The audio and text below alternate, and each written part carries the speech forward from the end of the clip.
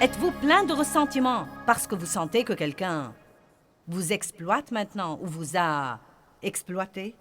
Eh bien, le ressentiment est vraiment une mauvaise chose. Et il est parfois un peu difficile à détecter. Je crois que vous l'avez parfois. Vous l'avez un peu plus avec le non-pardon. Mais le ressentiment est comme une racine profonde qui s'enracine en vous et elle est comme... Elle fait quelque chose dans votre attitude. C'est presque plutôt comme un...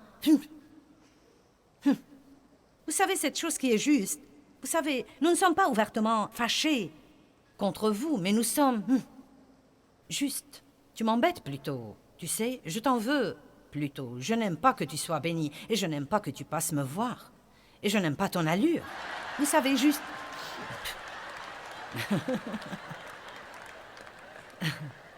Cela soigne de votre attitude.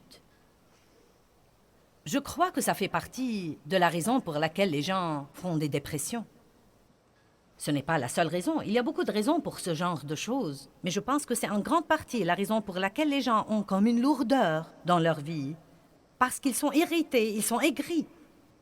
Ils sont vraiment aigris. Je n'acceptais pas pendant tant d'années le fait que je n'avais pas eu une enfance agréable et heureuse. Je n'ai jamais vécu mon enfance.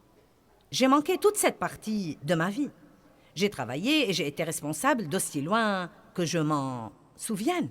Et j'ai traversé des périodes où j'en étais vraiment contrariée. Vous savez, ce n'était pas bon, ce n'était pas juste. Mais au lieu de refuser les choses, j'ai appris que si je faisais les choses à la façon de Dieu, il me donnerait une double bénédiction pour mes ennuis passés. Je dis tout le temps peut-être que je n'ai pas eu un bon commencement, mais mes chers, j'ai une bonne fin. Et c'est comme ça que vous devez voir les choses. Peut-être que vous n'avez pas tout ce que vous voulez, et peut-être qu'il y a des gens qui ne vous ont pas traité comme il faut, mais prenez votre part de la responsabilité. Peut-être que vous aussi n'avez pas parlé franchement. Peut-être que vous n'étiez pas prêt à affronter. Peut-être que vous avez mis des limites et vous ne les avez pas imposées. Vous dites au petit Johnny, « Si tu fais ça encore une fois, tu resteras à la maison toute la journée. » Maintenant, vous avez mis une limite.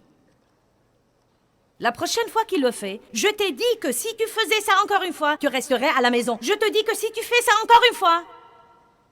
Et donc nos frontières et nos limites deviennent de la blague pour tout le monde, car nous disons que nous allons faire des choses et nous ne les faisons pas. Nous devons donc surmonter notre ressentiment si nous ne voulons pas jouer notre rôle.